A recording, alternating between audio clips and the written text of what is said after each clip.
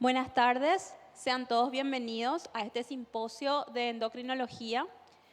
Hoy, esta tarde nos trae lluviosa, así que vamos a empezar con todos los presentes.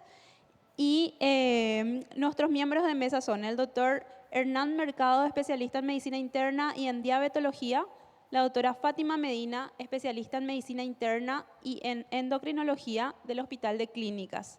Bueno, muy buenas tardes a todos. Tratemos de empezar lo más puntualmente posible y rogarles a los brillantes expositores, por lo menos conocidos, que se ajusten lo mejor posible al tiempo de charla.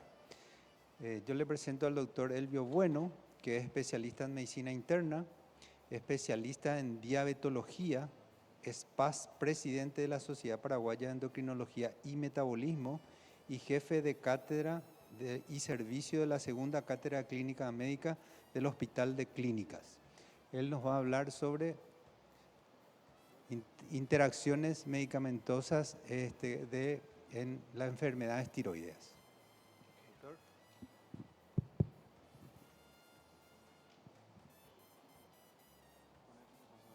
¿Con cuál se pasa hacia adelante? Con este hacia adelante.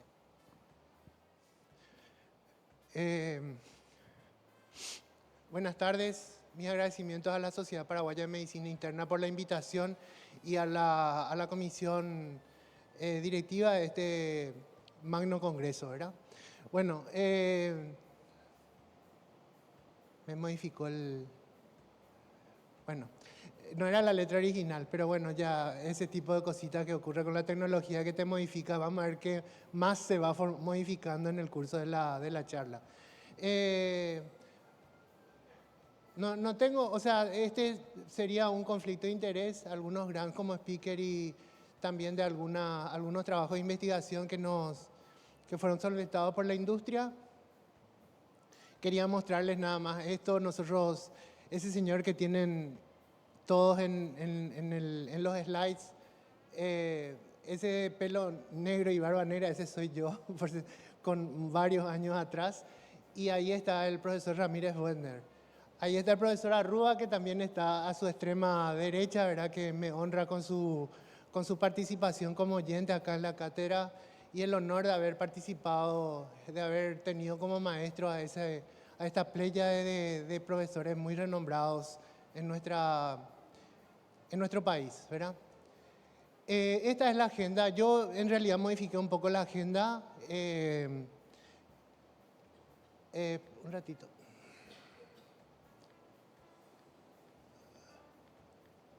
Uf, qué desastre.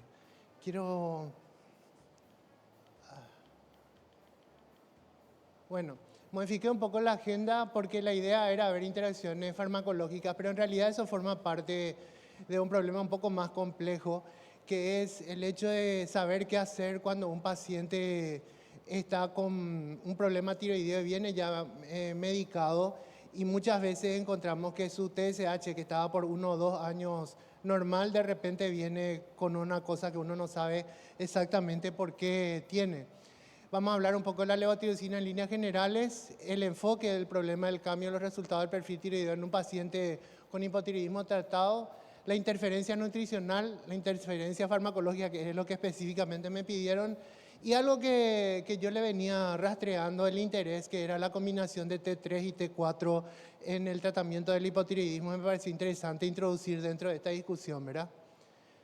Por definición, o sea, la levotiroxina o T4, como vulgarmente se la conoce, se utiliza básicamente para tratar el hipotiroidismo, ¿verdad? Entendiendo por el hipotiroidismo la producción deficiente de hormona tiroidea, que tiene dos variantes, digamos, en términos de severidad, que es el hipotiroidismo subclínico, que es mucho más frecuente que el hipotiroidismo manifiesto, ¿verdad? La prevalencia del hipotiroidismo manifiesto no es una cosa demasiado frecuente, es apenas 1.5 de la población general, pero el hipotiroidismo subclínico, creo que todos los que hacemos consultorio vemos como todos los días nos vienen pacientes con una TSH elevada y la FT3 y FT4 normales. Y eso es como 10 veces más frecuente que el hipotiroidismo manifiesto, ¿verdad? Y como les dije, la prevalencia de este hipotiroidismo subclínico varía entre 6 o un 20% a nivel poblacional dependiendo de qué población se hagan las estimaciones. Las causas del hipotiroidismo, en lugares donde el yodo es adecuadamente suplementado a la población, definitivamente es el hipotiroidismo debido a tiroiditis autoinmune, ¿verdad? O la tiroiditis Hashimoto. En realidad, el tema es muy interesante, la relación que hay entre el aporte de yodo y la aparición de la... En China, por ejemplo, cuando no había sal suplementada, esa era la causa más frecuente del hipotiroidismo. Se suplementó y aumentó enormemente la aparición de tiroiditis autoinmune por el fenómeno que existe de que cuando uno se suplementa mucho yodo, como que explota la expresión de antígenos tiroideos que genera la aparición justamente del hipotiroidismo autoinmune. Después está, si ustedes ven el mapa de los pacientes con hipotiroidismo, existe una enorme población en el centro de África que hace que en realidad, desde el punto de vista estadístico a nivel mundial, el hipotiroidismo por déficit de yodo sea la más frecuente. Nosotros en la práctica clínica vemos en relación a un montón de utilización de drogas como el litio, la amiodarona, algunos fármacos como los anticuerpos monoclonales, que conforman, digamos, la playa de cosas que vemos todos los días en el consultorio. Y desde luego, las terapias ablativas por cáncer de tiroides o no necesariamente por cáncer de tiroides, en donde el hipotiroidismo aparece como resultado de la cirugía o del yodo 131. Finalmente, también está el tema del hipotiroidismo congénito, ¿verdad? Que aparece en 1 de cada 6.000 nacimientos y en donde siempre hay que resaltar el tema de la importancia del test del piecito, que es capaz de detectar este problema antes de que se convierta en una enfermedad importante. Y finalmente el hipotiroidismo central, que es debido a las múltiples enfermedades hipofisarias que pueden afectar la hipófisis y por ende el eje hipotálamo-hipófisis tiroideo, ¿verdad?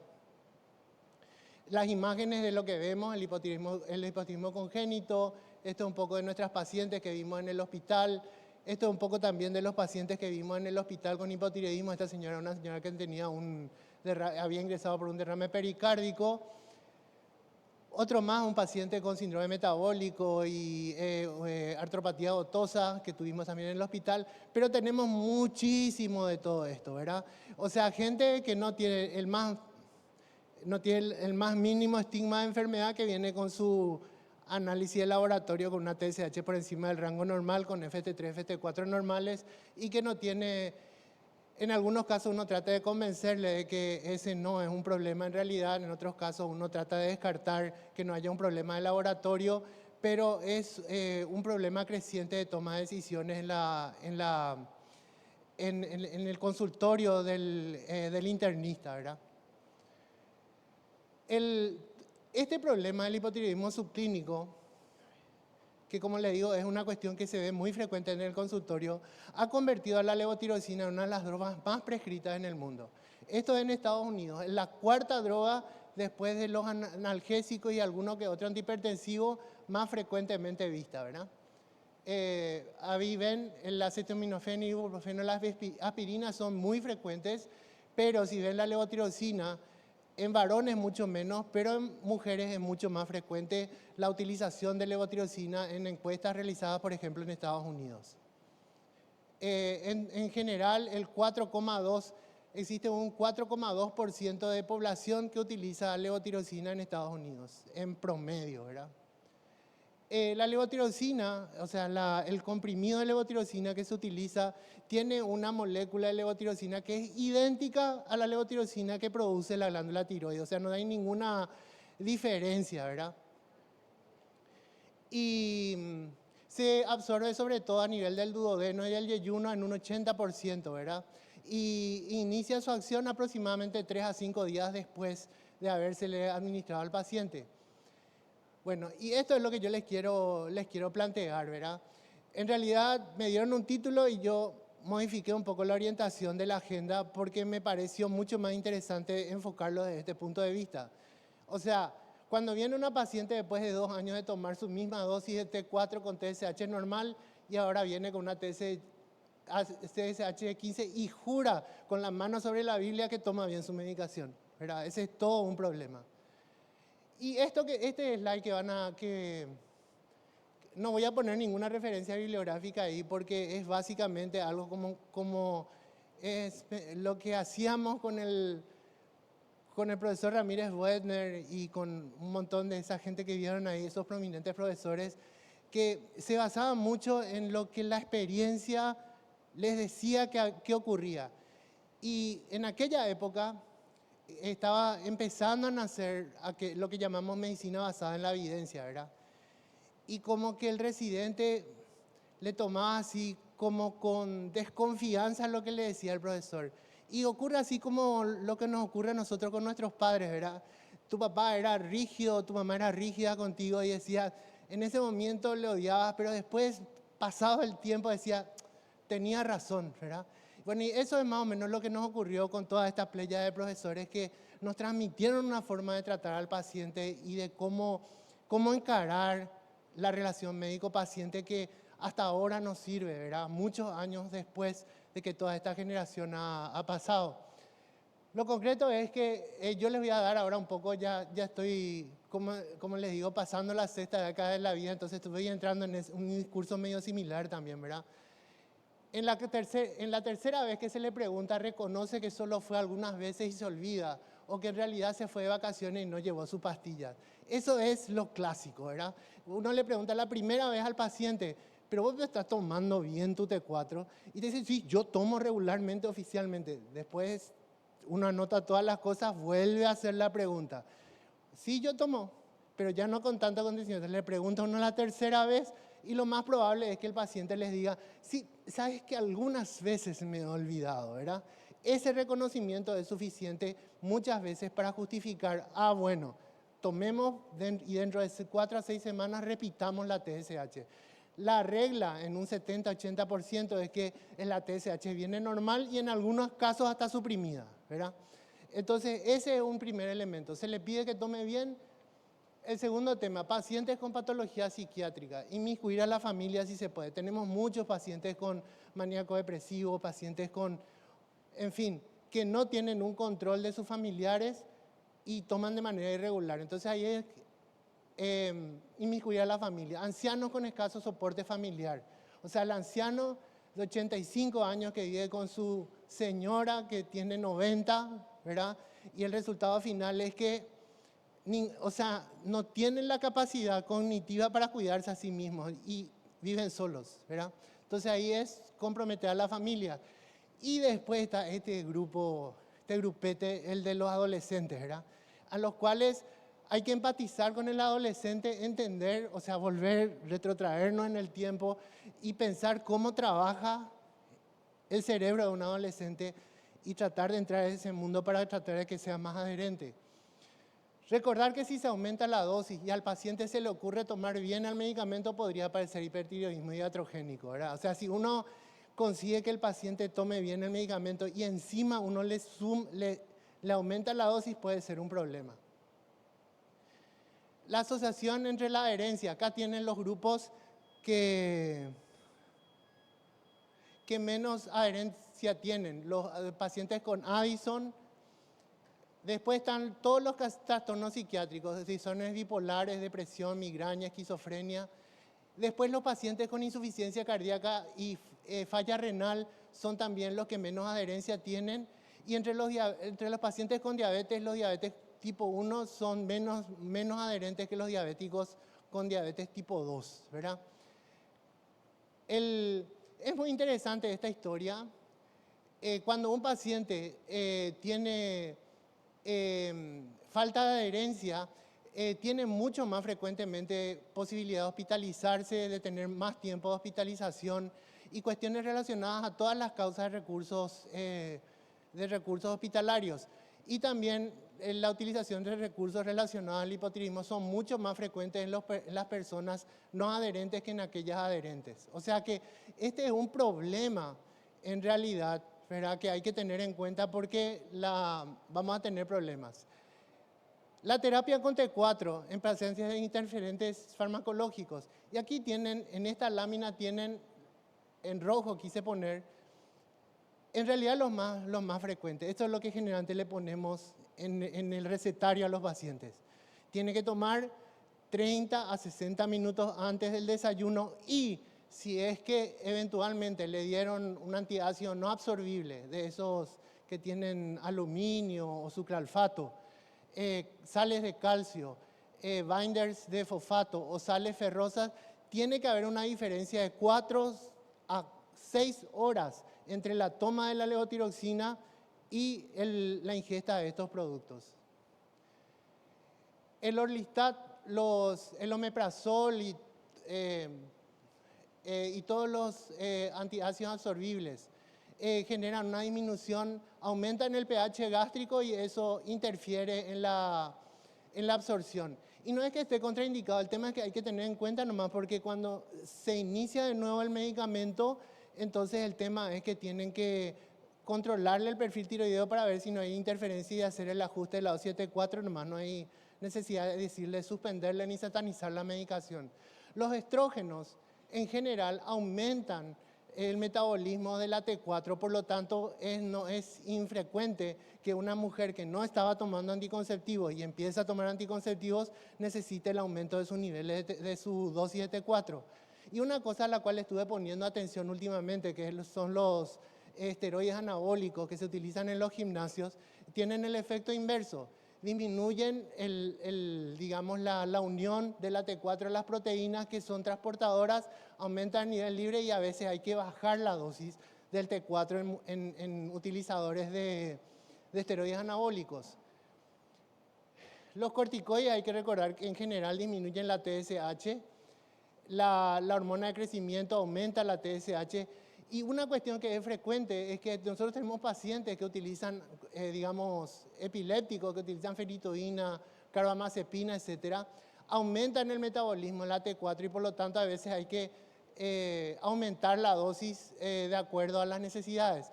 Acordarse que el litio disminuye la síntesis de T4 y probablemente haya que aumentar la dosis del T4 cuando el paciente utiliza carbonato de litio, que es muy frecuente en nuestros pacientes con trastornos psiquiátricos. Entre los antidepresivos, la amitriptilina, por ejemplo, disminuye la TSH y los inhibidores recaptadores de la serotonina aumentan el nivel de TSH, entonces tienen que tener en cuenta para ajustar también la dosis. Y la metformina, que usamos tanto, puede bajar los niveles de TSH y hay que monitorizar para saber si es que eventualmente hay un ajuste. La dopamina y los pacientes que están en terapia intensiva sobre todo, se les da dopamina, baja la TSH, el oteotrido ocurre lo mismo. Y una cuestión interesante es porque nosotros tenemos también pacientes con HIV que están recibiendo sus 5 minutos. antirretrovirales. Lo que hace básicamente es que hay que aumentar la dosis de T4. La mayor parte de los anticuerpos monoclonales pueden producir tiroiditis y hipofisitis y hay que monitorizarlos, de hecho, endocrinamente hablando. Estos no tienen prácticamente ningún efecto con los alimentos. La fibra, y estamos hablando del pan integral y compañía, ¿verdad? Todo lo que tenga fibra, frutas con fibra, tiene que esperar 1 hora para poder, después de la toma de T4. Los productos de soja también tendrían que esperar 1 hora por lo menos. No hay una asociación demasiado clara con la leche de vaca y el café es uno de los elementos más disruptores en la absorción de la T4. Probablemente, y con eso sí o sí tiene que esperar 1 hora para ingerir los jugos, depende de qué jugos, pero sobre todo la papaya, que es el mamón, está muy descrito con varios tipos de estudios de que evidentemente disminuye la absorción de T4. El calcio, en líneas generales, como les dije ya anteriormente, el calcio es uno de las drogas que se une a las pastillas de T4 y hacen unos compuestos no absorbibles. Entonces tienen que esperar entre 4 horas aproximadamente. Lo mismo pasa con el hierro, con el aluminio y con la vitamina C les puse en color diferente porque la vitamina C tiene un efecto alcalinizando, digamos, el líquido gástrico, entonces es al contrario, es beneficioso para la absorción de T4. Nosotros hicimos un trabajo para saber si el mate, el tereré o el agua tenían alguna interferencia con respecto al tema de la absorción del T4. Definitivamente esa curva roja que ven ahí de disminución de la absorción tiene relación con la utilización del mate. No sabemos todavía, en realidad nos pusieron en el interrogatorio si era la temperatura o el mate per se y lo que tiene el mate en la composición, pero lo cierto es que esa diferencia que ven ahí es significativa, ¿verdad? Entonces, ahora cuando nos preguntan si el paciente puede tomar o no puede tomar con el mate, asumiendo que es agua nomás, en realidad no es agua nomás y tiene que esperar por lo menos media hora. La combinación de T3 y T4, existen variaciones en la literatura, pero se estima que a pesar de que la mayoría de los pacientes lograrán un control hormonal adecuado con la levotiroxina, entre 10 a un 15% de los pacientes que toman, es la última parte, termino con esta parte, ¿verdad? ¿Estoy bien? Bueno, genial. Existe una variación, o sea, hay como 10 o 15% del paciente que su TSH está espectacular, no hay problema, pero el paciente sigue fatigado, se le cae el cabello, le endilga su hipotiroidismo, el problema de su sobrepeso, se sigue quejando, ¿verdad? Y en realidad eso es una de las cosas más inconsistentes de las cosas que yo hago, por lo menos como endocrinólogo en esta área. En general, voy a hacer una confesión, ¿verdad? En general, mi postura es, ¿sabes qué? Si tu TSH está bien, esto no tiene nada que ver con ninguno de los síntomas que tenés, ¿verdad? Y trato de derivar ese problema a otra persona. Y yo en el fondo creo que eso es real, ¿verdad? O sea, más allá de que existe mucho trabajo científico que ha evaluado, como por ejemplo este que habla del bienestar psicológico en los pacientes con dosis adecuada. En general, si tienen una TSH normal, igual nomás tienen 1.48 y si se hace más ajustado todavía, el rango de TSH es 1.56. O sea, el hecho de estar tratado por un hipotiroidismo condiciona que el paciente no se sienta bien.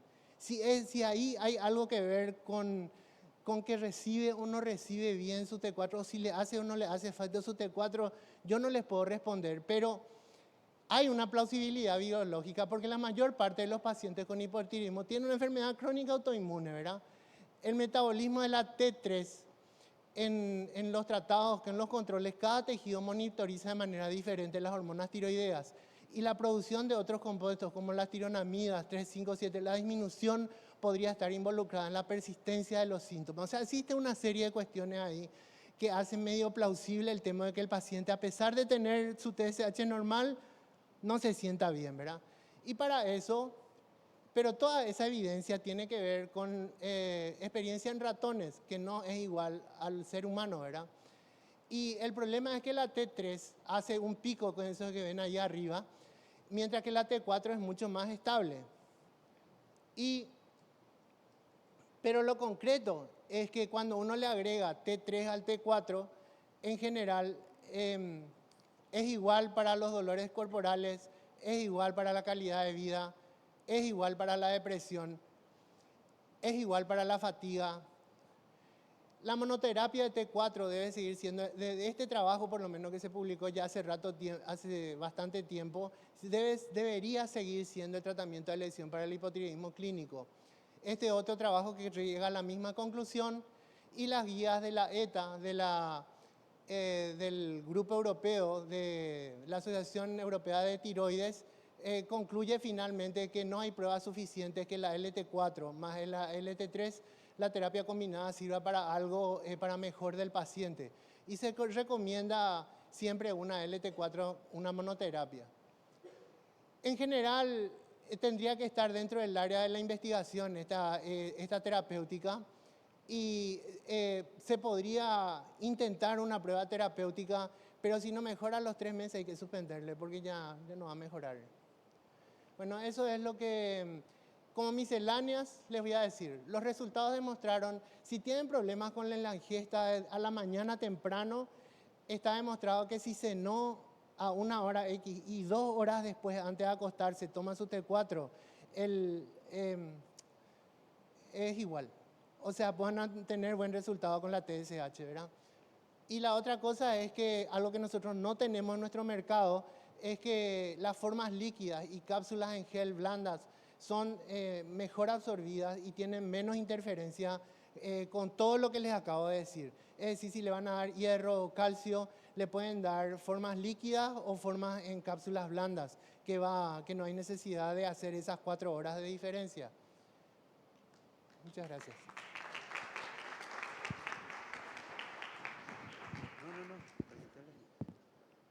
Gracias, profesor Elvio. A continuación, le voy a presentar a la magíster doctora Ana Iris Ramírez. Ella es especialista en medicina interna, especialista en endocrinología y metabolismo, magíster en docencia, jefa y coordinadora del Departamento de Endocrinología y Metabolismo del Hospital de Clínicas. Ella nos estará hablando sobre hipoglucemia en pacientes sin diabetes.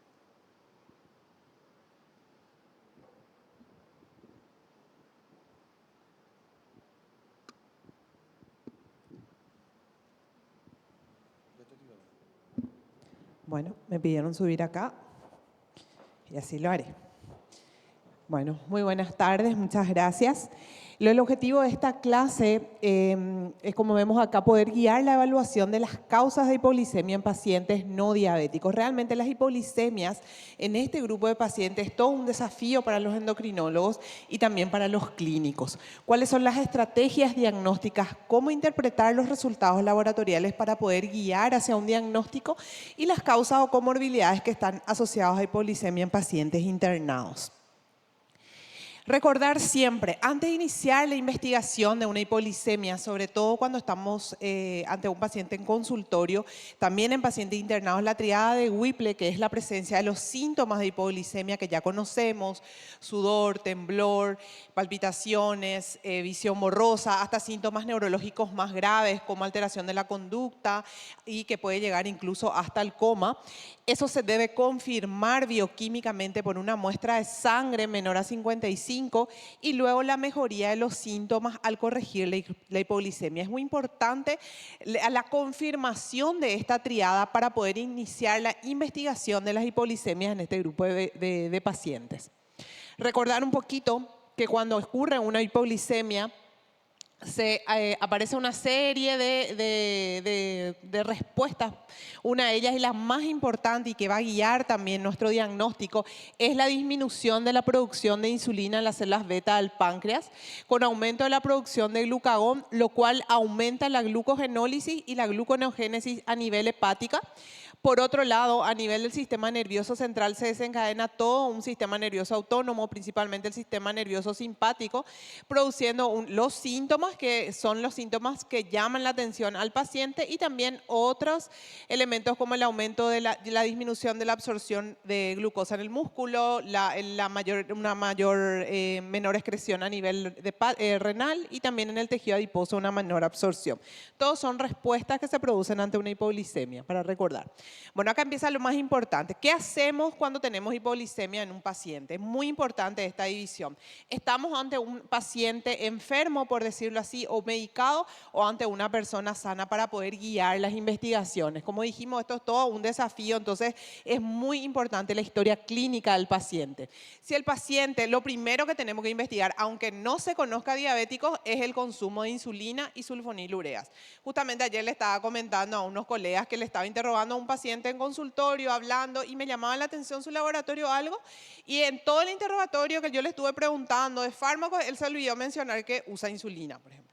O sea, de repente puede ocurrir eso. Entonces, es demasiado importante preguntarle específicamente el uso de hipoglicemiantes que producen alto riesgo de hipoglicemia, como las insulinas y las sulfonilureas. En ese caso, el paciente probablemente es diabético, ¿verdad? Y ya no entra dentro de este grupo de investigación. El uso de alcohol, el alcoholismo es una causa de hipoglicemia. Todo paciente con enfermedad crítica, las insuficiencias, insuficiencia hepática, insuficiencia renal, insuficiencia cardíaca, pueden producir hipoglicemias.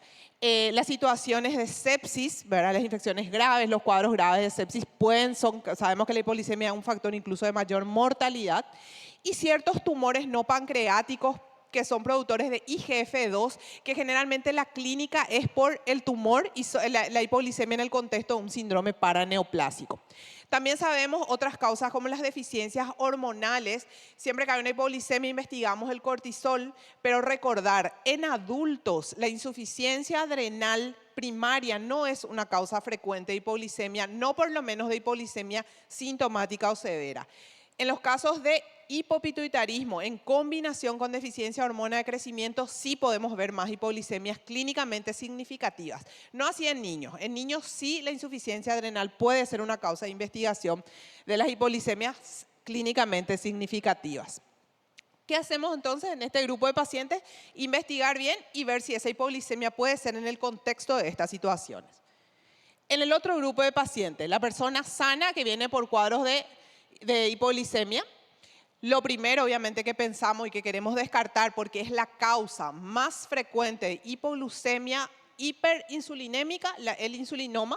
Entonces tenemos que pensar en estos son tumores beta pancreáticos, generalmente son benignos. En 10% de los casos puede formar parte del contexto de neoplasias endocrinas múltiples. Entonces habrán otras señales. Pero tenemos que diferenciar de situaciones muy parecidas, como la necidioblastosis, donde no hay un tumor, sino una hiperplasia de células beta, que produce una mayor producción de insulina y que generalmente las hipoglicemias son postprandiales. La hipoglicemia post-bypass gástrico, que se produce por un hiperinsulinismo reactivo y también por un aumento de la secreción de un exceso de los análogos de GLP-1, también puede manifestarse por hipoglicemia generalmente postprandial. Y otro diagnóstico diferencial importante es la autoinmune, que es una causa muy rara, que vamos después a ver algunos detalles que nos pueden hacer diferenciar, donde la característica es la presencia de anticuerpos antiinsulina positivos. Y lo último importante, lo que dijimos nuevamente, fármacos, el uso de fármacos ocultos.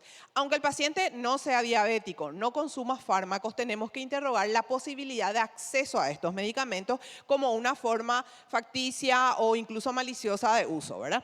Entonces, recordar siempre el uso de insulina o de sulfonilureas. Por eso vamos a ver cómo en el algoritmo esto es muy importante. Acá tenemos un algoritmo de qué tenemos que hacer. Entonces, cuando sospechamos de una hipoglicemia, ¿verdad? Confirmamos por la triada de Whipple, tenemos que medir, los dosajes laboratoriales tienen que ser durante la hipoglicemia. En el evento de hipoglicemia, tenemos que dosar insulina, péptido C, proinsulina, pro-BNP, beta-hidroxibutirato, perdón, y anticuerpos antiinsulina. Y si es posible, hay que hacer un screening de sulfonilureas. Bueno, dividimos entonces en dos grupos de pacientes. Si en el momento de la hipoglicemia, vamos a empezar acá, lo común, lo que esperamos es que haya una supresión de la insulina con supresión de péptido C, que es la respuesta normal. Vemos los niveles de beta-hidroxibutirato, o sea, cuerpos cetónicos. Si los cuerpos cetónicos están aumentados, nos vamos hacia otras causas como los déficits hormonales, ¿verdad? El panhipopituitarismo que les estuve mencionando, con déficit de hormona de crecimiento, déficit de cortisol. Si esto está normal, pensar en toxinas, drogas o otras causas. Si los cuerpos cetónicos están disminuidos, con una supresión de insulina, entonces pensar en fallas orgánicas como insuficiencia hepática principalmente, insuficiencia renal o ciertos tumores productores no pancreáticos que pueden producir hipoglicemia por un aumento del factor estimulador similar a la insulina de tipo 2. ¿Qué hacemos si estamos con los niveles altos de insulina? Entonces estamos ante una hipoglicemia hiperinsulinémica, que no es la respuesta común, ¿verdad? O sea, que vemos que sospechamos que sea la causa de la hipoglicemia. Lo que dijimos, lo primero que tenemos que descartar es un insulinoma. Entonces, pedimos insulina. Perdón, tu puntero. Bueno, los niveles de insulina van a estar altos, el nivel de péptido C alto, beta-hidroxibutirato bajo, el screening para sulfonilureas y los anticuerpos tienen que estar negativos. Esto no tenemos de repente de rutina para dosar, pero sería interesante tenerlo en mente. En caso de que se compruebe esto, estamos ante un insulinoma y buscamos la imagen. En caso de un tumor, de una nesidioblastosis, que es por una hiperplasia de células beta, generalmente la imagen es negativa y las hipoglicemias son más postprandiales, así como en las cirugías bariátricas. Y las causas más raras son enfermedades o desórdenes hereditarios, como podemos ver. En caso que tengamos una insulina alta, pero con péptido C bajo, sospechamos de hipoglicemias facticias, ¿verdad? En el caso de la administración exógena de insulina, tenemos péptido C bajo y beta-hidroxibutirato bajo. Pero fíjense que en la administración de sulfonilureas, ¿qué ocurre? Tenemos un patrón muy similar o prácticamente idéntico a lo que ocurre en el insulinoma. Hay aumento de insulina, aumento del péptido C, disminución de beta-hidroxibutirato. De ahí la importancia de poder hacer el screening del dosaje de sulfonilureas si el paciente o no logramos confirmar la utilización facticia de este medicamento. También recordar medicamentos que pueden producir hipoglicemias, ¿verdad? Que usamos mucho de repente. Hay algunos que se mencionan entre los pacientes que están internados, como la fluoroquinolona, la ciprofloxacina, la levofloxacina, por ejemplo, los antipsicóticos, el litio, el valproato, ¿verdad? Ciertos medicamentos que sí son más de uso en pacientes más específicos, ¿verdad? Como los análogos de somatostatina, la mifepristona, que se usan en situaciones más específicas, pero también hay medicamentos bastante comunes que de repente pueden estar asociados a hipoglicemia y que deberíamos interrogar. Entonces, para direccionar un poco nuestra hipoglicemia en este grupo de pacientes no diabéticos, ante las causas más, digamos, comunes, el insulinoma, recordar, la hipoglicemia es en ayunas, los niveles de insulina son altas y generalmente en el 75% de los casos encontramos una imagen. En la en el tumor no pancreático, es un tumor grande, la clínica lo hace el tumor y los niveles de IGF-2 alta y la característica es la hormona de crecimiento y el nivel de IGF-1 está disminuido. Post-bypass gástrico, obviamente está el antecedente de la cirugía, la característica de la hipoglicemia postprandial, generalmente con una comida rica en azúcares simples. Y esa es la historia principal de estos pacientes. Y en los casos de autoinmune, pensamos en una hipoglicemia de origen autoinmune, son generalmente pacientes ya con una enfermedad autoinmune de base o con alguna medicación que pudiera inducir a situaciones autoinmunes, interferón, el grupo de anantisol y todos esos medicamentos. La característica son niveles de insulina muy elevadas, con niveles de péptido C normal o disminuidas. Lo importante es que la relación péptido C-insulina, que generalmente es mayor a 1, porque el péptido C tiene una vida media más larga que insulina en sangre, en el origen autoinmune generalmente está menor a 1. Entonces, como dijimos, ¿cómo vamos? ¿Cuáles son las estrategias diagnósticas? La historia clínica es fundamental, descartar el uso de medicamentos, utilizar el uso de medicamentos, digamos, en forma facticia incluso. Durante el episodio de hipoglicemia se deben hacer los dosajes hormonales que le había mencionado, eso es muy importante. ¿Y cómo logramos esta hipoglicemia? Puede ser una hipoglicemia espontánea, ¿verdad? Que el paciente estando internado los presente, entonces podemos utilizar ese momento para realizar los dosajes hormonales. O podemos utilizar también las pruebas, como vamos a ver, dinámicas, que son las hipoglicemias con el ayuno prolongado, que es una internación del paciente donde se le hace un ayuno de hasta 72 horas y se le monitorea los niveles de glucosa generalmente cada 4 horas hasta que llegue a un nivel de 70, a partir de allí cada 1 hora hasta que llegue a presentar la sintomatología con niveles de glucosa menor a 55 y en ese momento hacemos los dosajes laboratoriales ya mencionados.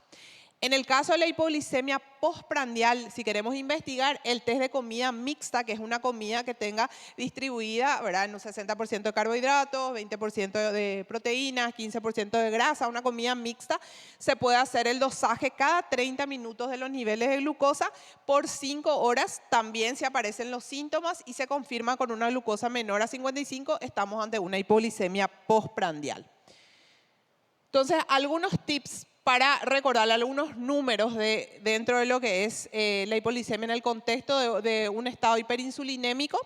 Tenemos los niveles de insulina. En un episodio de hipoglicemia, si tenemos niveles de insulina por encima de 3 microunidades por ml un péptido C mayor a 0,6 nanogramos, una proinsulina mayor a 5 y un beta-hidroxibutirato menor a 2,7, estamos ante una hipoglicemia hiperinsulinémica, que el diagnóstico más importante a descartar es un insulinoma, pero debemos para eso descartar el uso de sulfonilureas con el screening y los anticuerpos antiinsulina. Serían los dos diagnósticos diferenciales más importantes.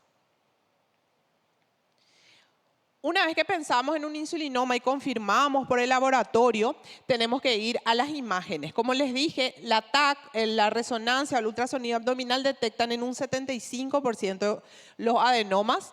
La ecografía endoscópica también tiene una sensibilidad de más del 90%. Si no logramos con las técnicas, digamos, estándar, las técnicas más avanzadas como el ADOTA, el SPECT o la angiografía con calcio interarterial podrían ayudarnos con ese 10 a 15% que no podemos diagnosticar. Y en algunos casos se ha llegado a una laparotomía exploradora con el uso de ultrasonido pancreático dentro del acto quirúrgico, que también ayuda a localizar estos insulinomas. Recuerden que los insulinomas pueden ser muy pequeños y pueden estar ubicados, y generalmente están ubicados en la cola del páncreas.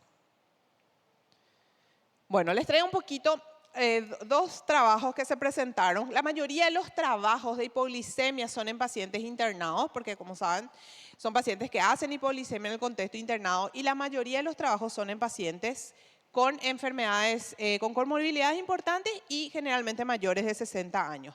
Por eso me pareció interesante este artículo que investigó las causas o la frecuencia y las causas de hipoglicemia en pacientes internados mayores a 16 años. ¿Y cuál fue el objetivo? Investigar la frecuencia de hipoglicemia inesperada en pacientes no diabéticos hospitalizados fuera del contexto UCI, que sabemos que son pacientes graves, muchos de ellos sépticos, que en ese contexto pueden presentar hipoglicemia también por otros motivos, ¿verdad? Bueno, esto fue realizado en un hospital del Reino Unido. La metodología es un estudio retrospectivo basado en las fichas electrónicas del año 2010. Fueron 37.898 pacientes no diabéticos mayores de 16 años. Se usaron 3 fuentes: la medición, los niveles de glucosa en sangre que confirmaban hipoglicemia, los tratamientos agresivos para hipoglicemia como glucosa a dosis alta o glucagón, y los códigos diagnósticos de hipoglicemia al alta. El valor de corte fue de 3.3 milimoles, que equivale a 59 miligramos por decilitro. ¿Qué encontraron? De estos 37.898 pacientes no diabéticos que se internaron en ese periodo, 102 pacientes presentaron al menos un episodio de hipoglicemia, y se calculó una incidencia acumulativa de 50 pacientes por cada 10.000 admisiones, tomando un punto de corte de 59. A medida que bajamos el punto de corte, ¿verdad? Bajamos el punto de corte a 55, vemos que la incidencia disminuye a 36 por 10.000 admisiones. Cuando disminuimos a 50, a 3, a 45 de glucosa, 11 por 10.000 admisiones, y cuando es 40 o menos, 8 admisiones. O sea, la incidencia de hipoglicemia en pacientes internados fuera UCI no es muy frecuente, no es una incidencia alta, pero sí es muy interesante lo que ellos fueron viendo. Que los eventos de hipoglicemia fueron mucho más frecuentes en los pacientes mayores de 65 años, que las comorbilidades más asociadas fueron sepsis, la enfermedad renal, el consumo de alcohol y otras como la neumonía, enfermedad hepática, cáncer y las autolesiones. Y otra cosa que me pareció muy importante y que siempre tenemos que recordar: más del 30% de los pacientes que tuvieron una glucosa menor a 59 y 40% de aquellos que tuvieron menor a 50 murieron. O sea que es un factor de mal pronóstico y de alta, que puede predisponer a una mayor mortalidad durante la internación. Por eso la importancia de diagnosticar, tratar a tiempo y buscar la causa. Este es otro trabajo en un hospital también realizado en pacientes mayores de 18 años. Se englobaron pacientes jóvenes de todas las edades. Es un trabajo que encontró una hipoglicemia en 74 pacientes no diabéticos hospitalizados entre el año 2016 y 2023. La mayor parte de ellos eran mujeres con una edad media de 44 años, 13% de ellos mayores de 65 años. ¿Qué comorbilidades encontraron principalmente asociadas a los eventos de hipoglicemia? Las enfermedades cardiovasculares, 20%, trastornos psicológicos, 20%, hipotiroidismo en 14.9%. ¿Y cuáles fueron las causas principales de hipoglicemia en estos pacientes no diabéticos? Los trastornos facticios, o sea, el consumo de medicamentos en forma, puede ser por autolesión, ¿verdad? Buscando autolesión. Los insulinomas encontraron en un 14,8%, falla orgánica en un 14,8% e infección en un 11%. También el hallazgo clave, lo que ellos resaltan, es que la hipoglicemia estuvo asociado a mayor mortalidad, que los síntomas eran muy inespecíficos y que hubo mucho retraso en el diagnóstico y en el tratamiento de las hipoglicemias. Entonces, es muy importante monitorizar los niveles de glucosa en sangre, tratar a tiempo y obviamente evaluar las causas y siempre lo que habíamos hablado, ver el paciente con comorbilidades versus un paciente aparentemente sano para poder dirigir nuestra investigación. Como conclusión, es muy importante realizar una historia clínica detallada, evaluar las enfermedades de base, todas las medicaciones que pudieran estar implicadas, el acceso a las medicaciones hipoglicemiantes. También agregaría la parte psicológica, psiquiátrica de los pacientes, si hay alguna duda, alguna sospecha. El interrogatorio a los familiares es muy importante. Hacer el dosaje de insulinemia, peptidogel, proinsulina durante el evento, durante el episodio de hipoglicemia. Esa insulina va a guiar nuestra investigación. El insulinoma es la causa más importante, pero es una causa igualmente muy rara. Como vieron, la mayoría de las hipoglicemias, sobre todo en pacientes internados, son por otros motivos y no por insulinoma. Y recordar eso, ¿verdad? Como les dije, la hipoglicemia en el contexto de los pacientes internados, aunque es poco frecuente, de baja incidencia, aumenta considerablemente la mortalidad, por lo cual debemos tener en cuenta y obviamente investigar y tratar a tiempo. Termino con esta frase donde la medicina es una ciencia de la incertidumbre y un arte de la probabilidad. Muchísimas gracias.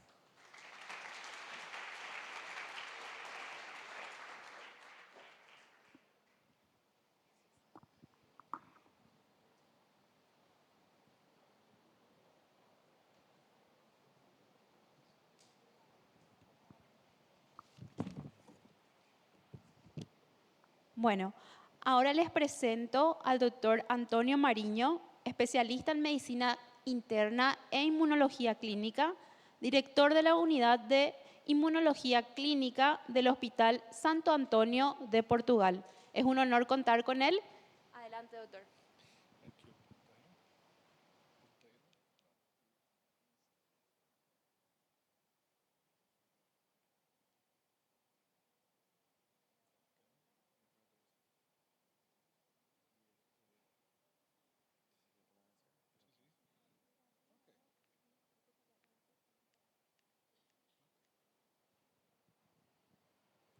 Muchísimas gracias.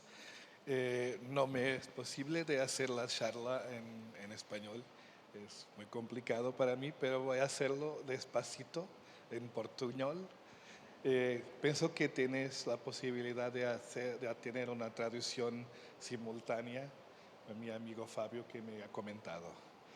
Entonces vamos a hablar un poco de vitamina D, não de doença óssea, mas sim de outras causas, de outras possibilidades da vitamina D funcionar noutros órgãos e sistemas. É um tema muito polêmico, como sabem. Quem é que daqui na sala acredita que se deve prescrever vitamina D? ¿Sí? ¿Qué en la sala cree que pautear vitamina D puede ser importante? Ok. Tenemos 4 o 5 creyentes. Ok, gracias.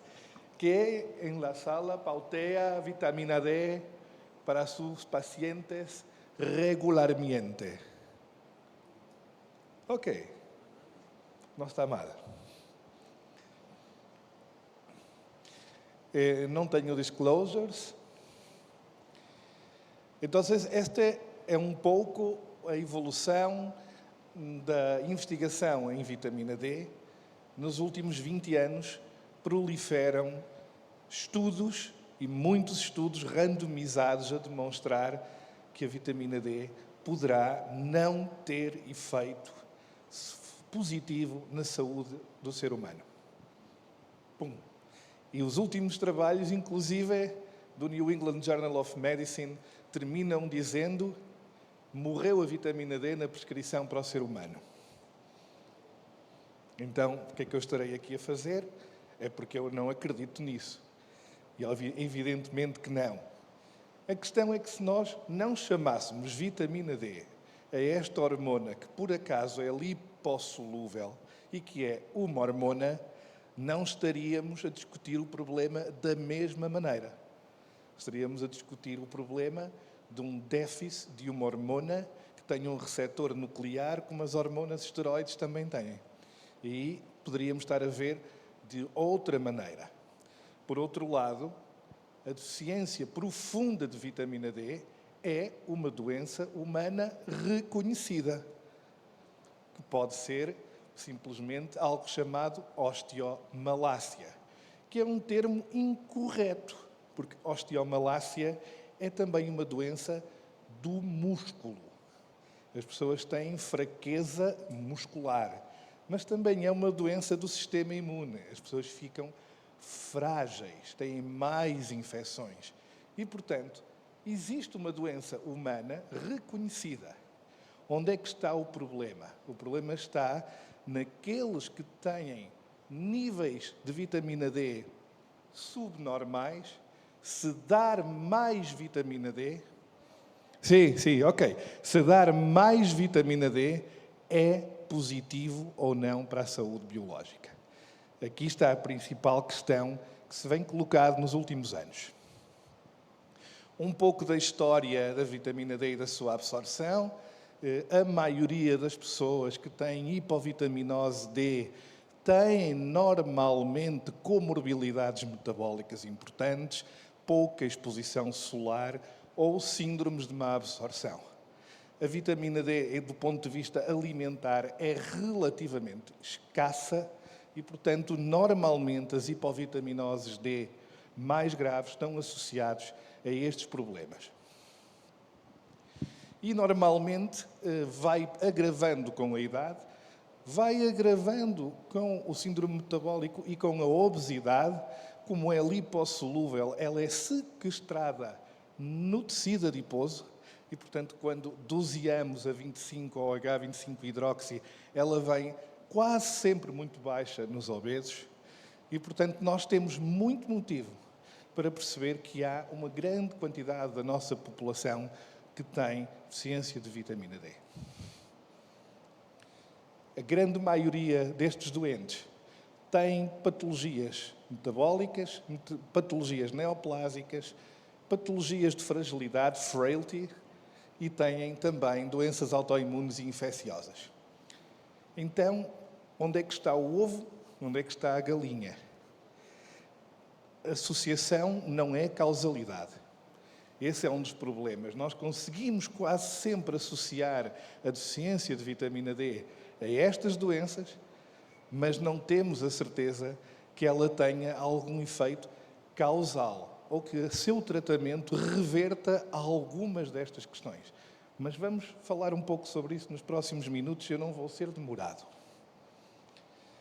Se quisesse fazer uma apresentação, uma charla muito longa, teria que falar de todos estes estudos, todos estes trabalhos, desde a proteção cardiovascular até a todas as causas de mortalidade, e teríamos horas de apresentação. Onde é que estão os principais problemas? Os estudos randomizados, normalmente, não têm um desenho totalmente adequado para uma hormona que é natural. Não é um fármaco. E, portanto, isto levanta logo problemas do ponto de vista metodológico. Muitos doentes que entram em ensaios clínicos têm níveis normais ou altos de vitamina D no soro. E, portanto, eu vou-vos mostrar um ensaio em que isto é paradigmático. Depois, usam o controle, não os níveis de vitamina D, mas usam normalmente a intenção de tratar, intention to treat. Mas não têm a certeza que os doentes que tinham hipovitaminose D atingiram níveis adequados. Há muita gente que toma doses, inclusivamente bastante altas, e não atingem níveis séricos adequados. Há muitos motivos para isso, e isso é logo um fator de erro para os ensaios clínicos. Por outro lado, alguns ensaios clínicos utilizam, por defesa, doses muitíssimo baixas de vitamina D, quando a toxicidade da vitamina D é muito rara. Algumas dicas. Já quase toda a gente suspendeu estatinas por mialgias. Okay? Não é por rabdomiólise. Isso é outra coisa. Por mialgias. Pois este trabalho demonstra, é um trabalho muito bem desenhado, sobre a associação das mialgias com níveis mais baixos de vitamina D. O que é que os autores demonstraram? Que ao introduzir vitamina D e aumentando os níveis de vitamina D, conseguiram reintroduzir na grande maioria dos doentes as estatinas sem voltarem a ter mialgias. Ok? Portanto, isto é um trabalho simplesmente prático. Não estou a falar de rabdomiólise, de hiper-CPK, estou a falar de mialgias. E aqui o trabalho mais interessante dos últimos anos, que é o Vital Trial, que contra placebo utilizou ômega 3, vitamina D, para tentar demonstrar diminuição de risco de mortalidade cardiovascular ou de cancro. Primeiro, é absolutamente notável que milagre é que poderíamos esperar deste ensaio. Se que nós, com vitamina D, conseguíssemos, em 4 ou 5 anos, numa população relativamente saudável, reduzir ou diminuir a mortalidade cardiovascular. E, como tal, isso não aconteceu, embora tenha havido uma redução aparentemente significativa da morte relacionada com neoplasias, o que os autores consideram subaproveitado, mas que é alguma coisa que podemos vir a falar sobre isto. Mas reparem nos doentes que entraram no ensaio com mais de 20 nanogramas por mililitro de vitamina D. Eram 13 mil dos 15 mil.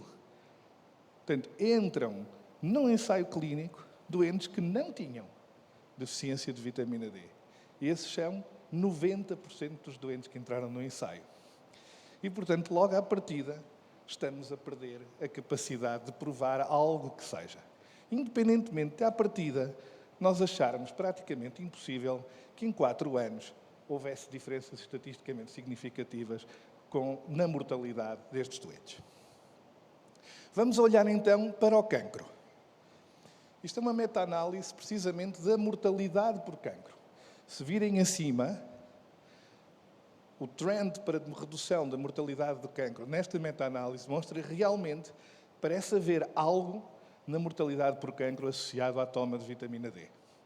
E quando olhamos apenas numa análise estatística daqueles que foram suplementados com doses mais altas, de facto há uma redução estatisticamente significativa no grupo que fez suplementação com vitamina D3.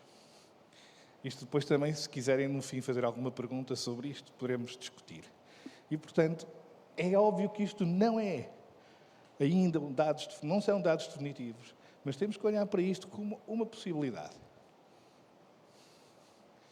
A mesma coisa no risco cardiovascular. Nós temos ensaios randomizados que demonstraram não parecer haver redução de risco de mortalidade cardiovascular associada à toma de vitamina D. Como viram, o primeiro e o mais importante tinha logo um erro metodológico importante, que era pôr doentes com vitamina D normal. Mas mas quando fomos avaliar, nesta meta-análise, os autores fizeram uma análise estatística de um grupo de estudos cujo indicador era o estado de vitamina D e o aumento significativo de vitamina D desde o baseline, ou seja, avaliaram antes e avaliaram depois, o que não foi feito no Vital Trial. E neste encontraram que realmente haveria uma probabilidade de haver alguma redução de risco cardiometabólico, sobretudo de risco cardiometabólico nestes doentes. Portanto, é um assunto que, provavelmente, não está enterrado. Agora, os nossos objetivos não podem ser pensar que vamos reduzir a mortalidade da doença cardiovascular introduzindo vitamina D. Nossos objetivos têm que ser, é possível que a vitamina D seja uma coterapia que possa ter alguma importância nesta redução de risco. Um trabalho nosso, do meu grupo, nós fomos ver em Portugal como é que era o nosso estado, no norte do país. O norte do país é quase o Portugal inteiro, mas ok. Avaliamos 200 doentes da nossa área, 200 pessoas da nossa área e, de facto, reparamos, fizemos doseamento no verão e no inverno. Aqui, se calhar, é menos problemático, é mais estável a estação, mas no nosso país não é. E reparamos que entre insuficiência e deficiência nós teremos cerca de 40% a 60% das pessoas saudáveis com níveis abaixo dos 20 nanogramas por mililitro ou 50 milimoles por litro. E isto para quê? Para se fazer algum trabalho em imunologia. Eu já vos vou mostrar. Isto, na teoria, é o perfil teórico do que a hipovitaminose D ou que a vitamina D poderá dar no sistema imune. Uma polarização mais TL/2, uma diminuição do número das células apresentadoras de antigênio, uma redução da coestimulação, tudo é teórico, ok? Mas teoricamente isto é possível que a vitamina D seja um imunomodulador. Afinal de contas, é uma molécula que tem um receptor nuclear esteroide. Este é o receptor da vitamina D, é um receptor complexo, é um receptor nuclear. E aqui é um ponto fulcral de um dos motivos pelo qual os estudos de vitamina D vão falhando. Quase toda a gente tem mutações, pequenas mutações no receptor da vitamina D, polimorfismos do receptor da vitamina D. Alguns não dão problema rigorosamente nenhum, mas há pelo menos um que está em desequilíbrio de ligação e que é francamente inferior na captação da molécula. E isso está demonstrado. Um dos nossos trabalhos é este modulador, o FOC1. Um dos nossos trabalhos, há uns anos atrás, foi avaliar 170 doentes com lúpus sistémico e perceber, fazendo uma análise multivariada, quem é que tinha este receptor e se tinham uma doença pior. O que é que nós fomos ver? O dano cumulativo da doença é um bom marcador de gravidade ao longo do tempo e percebemos que, de facto, este polimorfismo, FOC1, que é o tal polimorfismo do receptor da vitamina D que está em desequilíbrio de ligação e que é menos eficaz, está fortemente associado a um pior prognóstico. E, portanto, temos aqui também alguns dados que nos permitem perceber que só dosear vitamina D e dar por acaso não é a solução. Nós temos que perceber um bocadinho mais de vitamina D do que temos feito. Também fomos ver o número de flares que estes doentes tinham ao longo de 20 anos. E percebemos que aqueles que mantiveram doseamentos ao longo desses 20 anos acima dos 50 nanogramas por mililitro tinham menos flares do que os outros.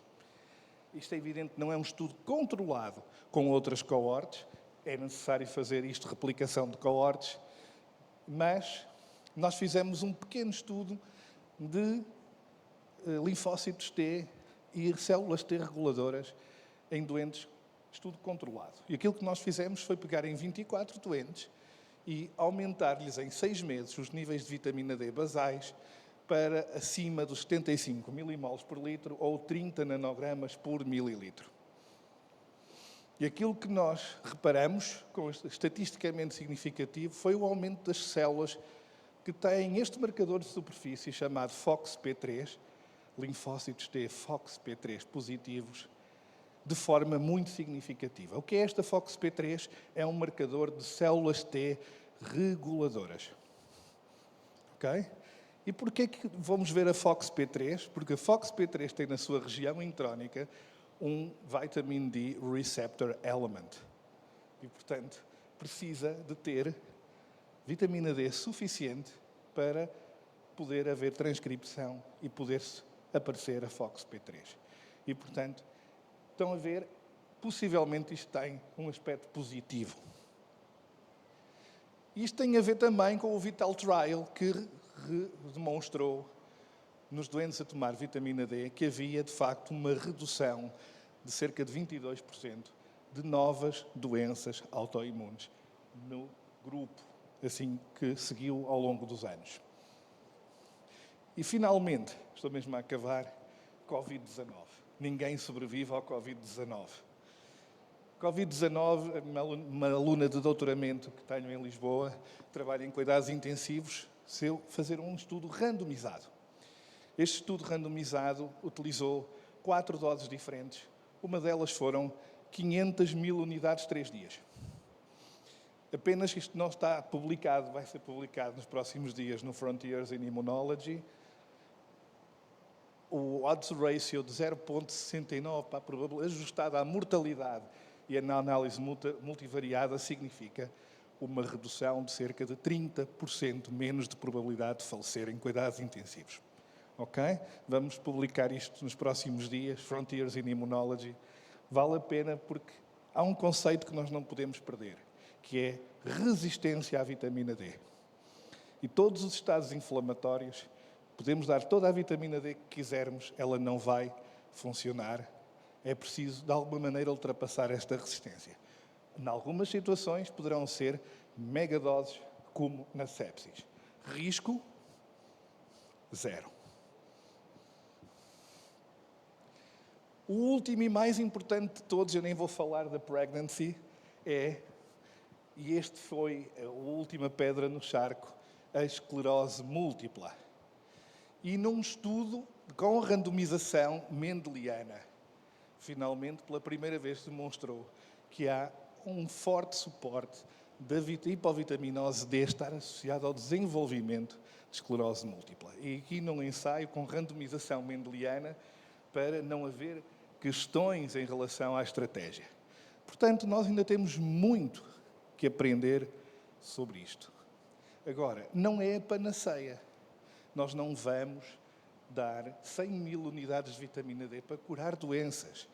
Não vamos usar isto como um suplemento. Isto é um fármaco, é uma hormona. Temos que ter juízo. Não fazer disto tema errado e má prática médica. Portanto, para nós, no nosso grupo que tratamos doenças autoimunes sistémicas, utilizamos com frequência a prescrição de vitamina D, normalmente acima das 800 unidades, o ideal 2.000 unidades por dia. Será possivelmente recomendado em doentes de alto risco de doenças crónicas sistémicas.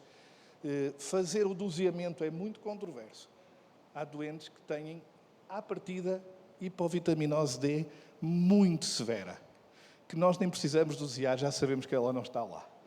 Mas pelo menos tentar 2 doseamentos e aferir se realmente precisam de dose um bocadinho mais alta. E, finalmente, agradecer também ao meu grupo no Porto, que me permite vir ao Paraguai fazer uma conferência. Alguém está lá a ver os nossos doentes. Muito agradeço. E também agradeço a vocês o convite e espero poder voltar a estar com vocês. Obrigado. Muchas gracias, doctor. Muy buena su exposición. Ahora invitamos al doctor Atilio Castillo. Él es especialista en medicina interna, también especialista en diabetología, past presidente de la Sociedad Paraguaya de Diabetología, docente de grado y de posgrado de medicina. Él nos hablará del impacto de los disruptores endocrinos en la salud metabólica. Doctor. Muy buenas tardes, gracias a la Sociedad Paraguaya de Medicina Interna. Y bueno, yo creo que vamos a crear más dudas que certezas después de la charla, ¿verdad? Y no vayan a creer todo lo que digo, ¿sí? No tengo conflicto de intereses. Y un punto importante, cuando comencé a leer disruptores, digo, bueno, en realidad parece un lobo vestido de cordero, porque probablemente sea esto realmente, una opinión personal. Y bueno, está en la agenda, algo de introducción, la clasificación, mecanismos. Vamos a hablar de los reductores. Me pidieron que hablar sobre metabolismo y bueno, vamos a hablar sobre el impacto en 3 patologías muy frecuentes: obesidad, diabetes y disfunción hepática metabólica, y algunas reflexiones finales. Recordar lo siguiente: ¿qué son los disruptores? Bueno, son sustancias químicas exógenas que todos los días estamos en contacto, ¿verdad?, que van a interferir ya sea en la síntesis, ya sea en la secreción o en el transporte o unión o eliminación de ¿cuáles? De las hormonas naturales que tenemos, alterando fundamentalmente el sistema endocrino de cada uno de nosotros, ¿verdad? Y el otro punto importante es que no tenemos un umbral seguro de estos disruptores al exponernos, ya sea en tiempo o en dosis. Entonces, ¿qué podemos desarrollar? Bueno, alteración de la función tiroides, trastorno de la resistencia a la insulina y trastornos reproductivos. Nosotros vamos centrando más en resistencia a la insulina. Y es un punto importante, fíjense, hay más de 2.000 compuestos identificados hasta el 2024. Si yo voy a hablar de los 2.000 compuestos, vamos a venir dentro de 2 años en el Congreso número 18, ¿verdad? Entonces, vamos a entrar en algunos puntos más importantes. Y bueno, con respecto a la diabetes, están demostrados que algunas de ellas van a alterar la señalización de insulinas, como los talatos o la EPA. Y fíjense el costo global que se estima en la Unión Europea de más de 163 billones al año, ¿verdad? Y que estos disruptores son agentes multisistémicos con defecto de dosis y respuesta. Y el punto importante es la exposición temprana, es el gran drama. O sea, probablemente todo lo que vamos a hacer nosotros como especialistas llegamos tarde. Acá el punto importante es la exposición temprana, ya sea en el embarazo, ya sea en la infancia, que va a predisponer al desarrollo de enfermedades en la edad adulta o un poco antes de lo que habitualmente suele ocurrir. La clasificación, miles de clasificaciones, no le voy a andar repitiendo, pero vamos a hablar de los principales, por lo menos. Vamos a hablar de los bisfenoles que encontramos en los plásticos, en las latas, en las bebidas. Cualquiera de nosotros que fue a tomar una gaseosa abajo, algunos tomaron Coca-Cola en vidrio, bueno, pues tomamos Coca-Cola, ¿verdad? Otros tomamos Sprite cero, pero tomamos botella de plástico, ¿verdad? Cuando retiraron su factura, ¿de qué tipo era su recibo? Recibos térmicos, ¿verdad? Y son estructuras muy parecidas a los estrógenos. Los talatos, en base de plásticos, la gran mayoría se bañó antes de venir, se puso perfumes, y otro le dejó algún juguete a su hijo en su casa, que también está en contacto. Y los perfluorados, que encontramos en ropas, alguien hizo su omelette antes de salir, o su huevo revuelto en un utensilio antiadherente, o cualquier ropa impermeable que trajo porque hoy llovía. O sea, probablemente el 99% de ustedes hoy estuvo en contacto con algún disruptor endocrino, ¿sí? No por eso ya van a tener alguna enfermedad mañana.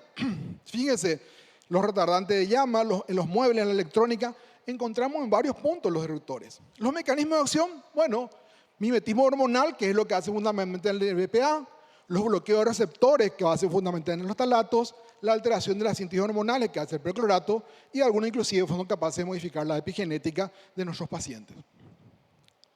Acá les presento un paciente, FGK. Este es un paciente real, de 42 años, varón, trabaja en una fábrica de plástico en la República de Luque. Luque tiene más de 5 fábricas de plástico hoy día, ¿sí? 12 años de exposición laboral a productos químicos, sin enfermedades previas, dieta alta en ultraprocesado, consumo frecuente de alimentos envasados en plástico. La empresa le envía los alimentos y se van en plástico. Sedentario, abuelos, padres y tíos con diabetes tipo 2. Consulta por fatiga, aumento de peso, fíjense, 16 kilos, y poliuria y polidipsia en los últimos 6 meses.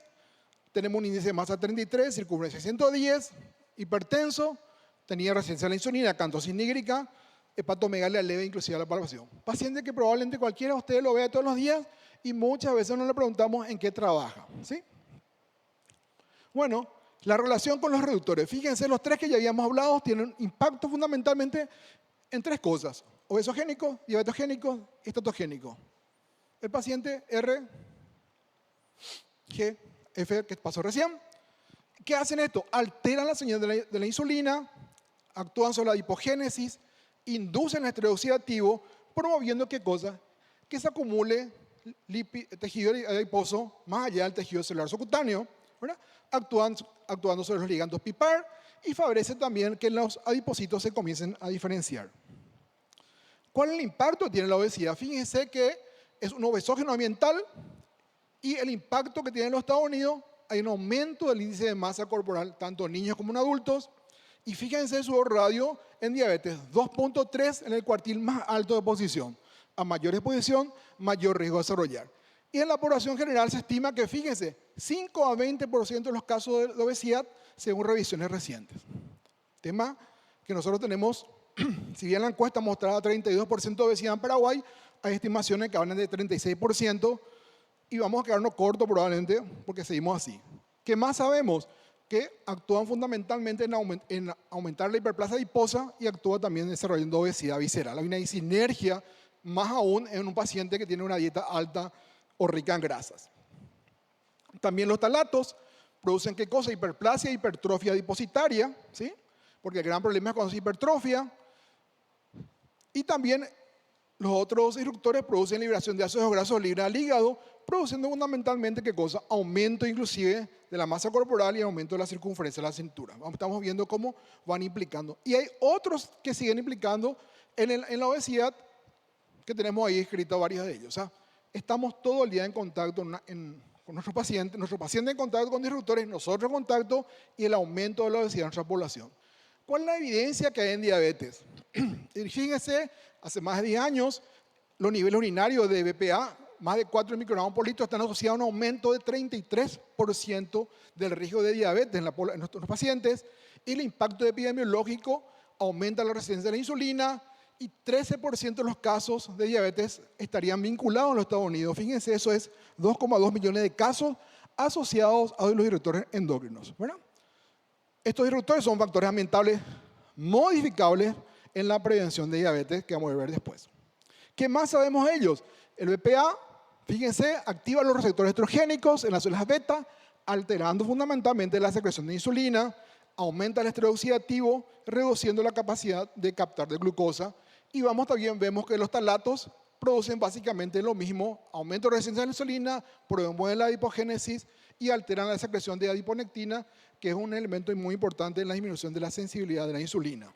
Se estima, fíjense, 13%, repetimos, 13% de los nuevos casos de diabetes en los Estados Unidos, y vemos ahí de vuelta cuáles serían el impacto. Y también vemos que produce lo que vemos en obesidad, que es una inflamación crónica de bajo grado.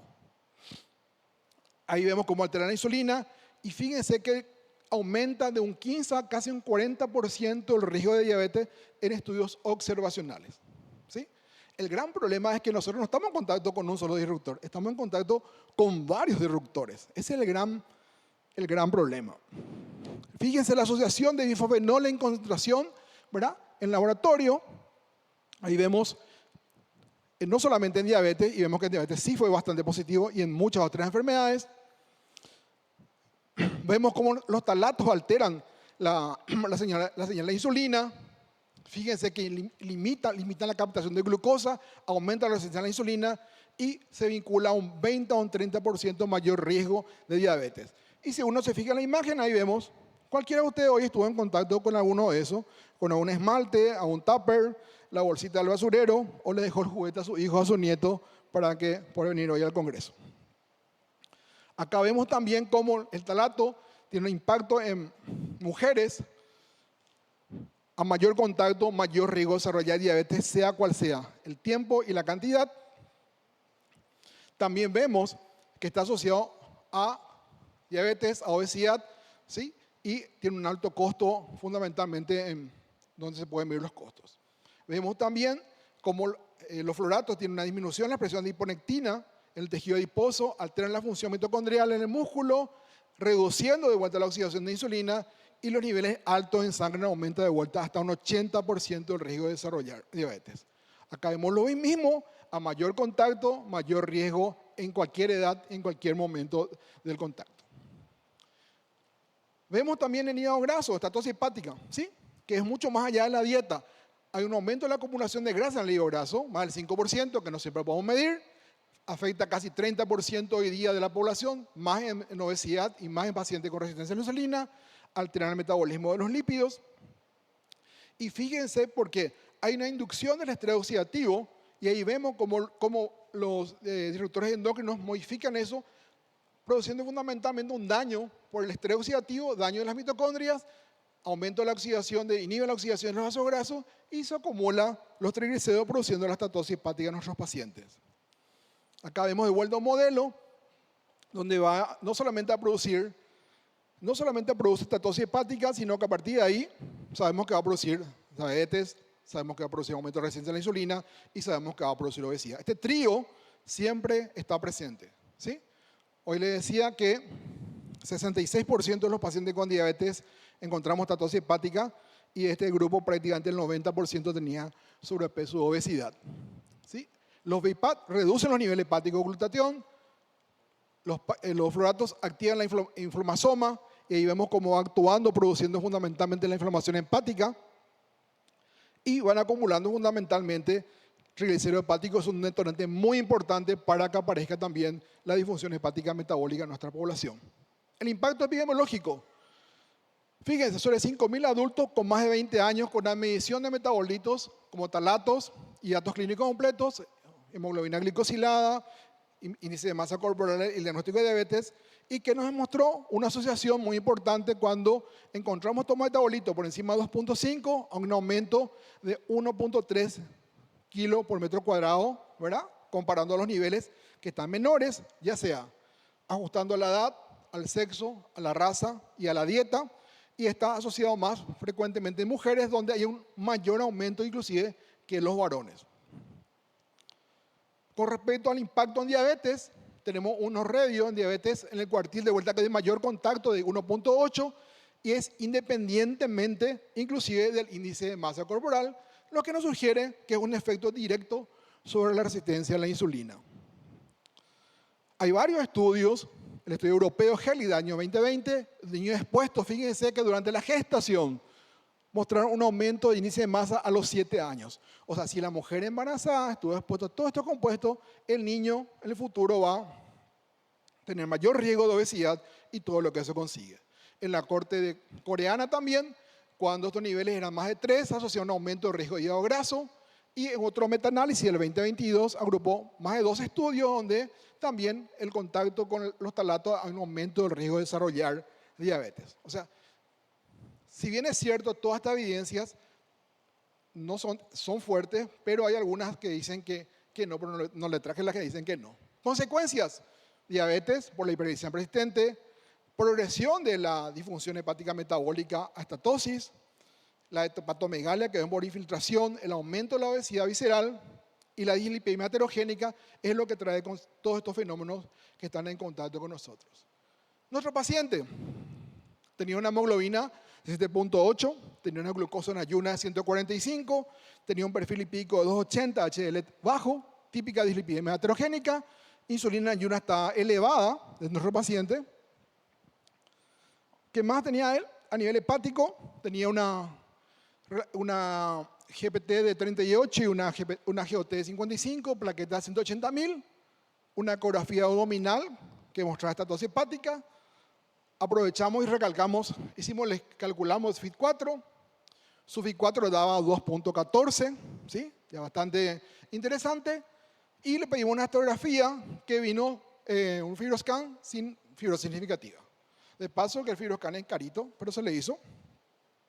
¿Y qué le pedimos? Sus valores, su nivel elevado de talatos en orina, un valor bastante interesante de 45 cuando el valor es menos de 20, BPA de 8 cuando el valor normal es menos de 5 y en el plasma encontramos también compuestos los fluoroquilados elevados. Se encontró en eso, en orina y en plasma, ¿sí? Este es nuestro paciente que vamos a ver qué hacemos. Ahora bien, entonces, ¿cuándo vamos a sospechar de disruptores endocrinos que van a contribuir al paciente con diabetes? Y bueno, podemos pensar en adultos jóvenes, menos de 40 años, sin obesidad marcada o sin antecedentes familiares fuertes. Nuestro paciente sí era obeso, sí tenía familiares, pero era relativamente joven.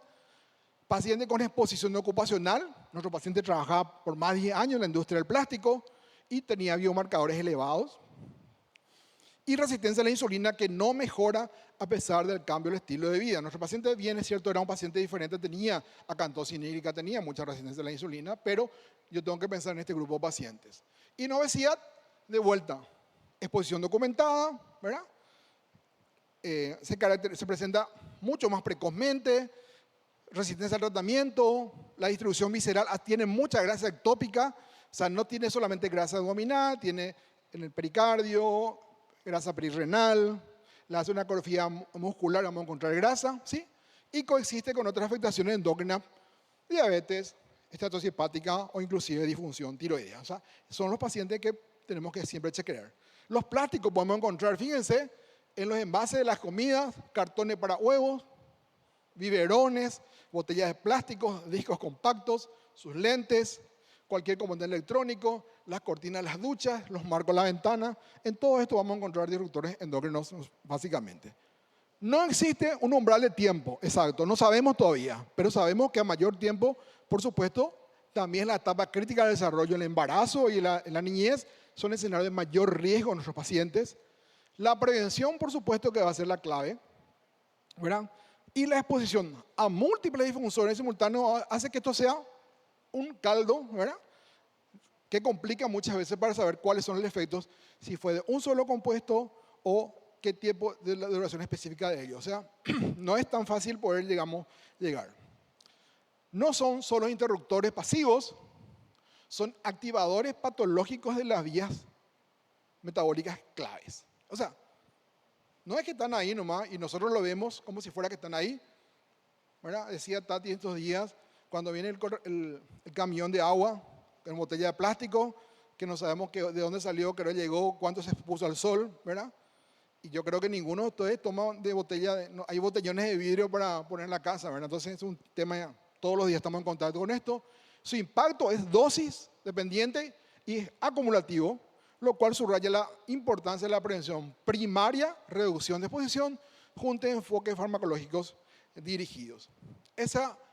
El tema es educar de vuelta y la pregunta va a ser, ¿cómo hago si yo me baño todos los días, uso un jabón? El jabón tiene disruptor endócrino, ¿verdad? La gran mayoría sigue cocinando con utensilios de teflón, la gran mayoría estamos en contacto con bolsas de plástico, la gran mayoría guardamos nuestra factura que nos imprimen en tickets térmicos, ¿verdad? Entonces, y saber, digamos, cuál de ellos realmente desarrolla algunas de estas patologías en nosotros.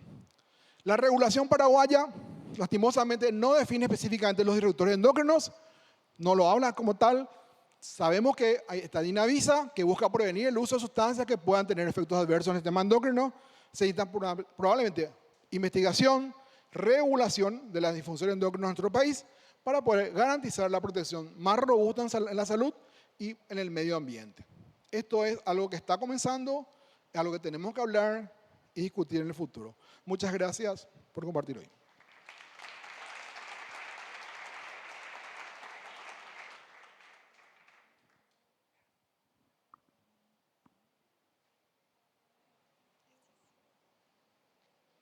Bueno, continuando con el simposio de endocrinología, recibimos a la doctora Violeta Jiménez. Ella es especialista en medicina interna y endocrinología de la Facultad Nacional de Asunción. Además, es especialista en ginecología reproductiva de la Sociedad Argentina de Endocrinología Reproductiva, especialista en didáctica universitaria de la UPAP.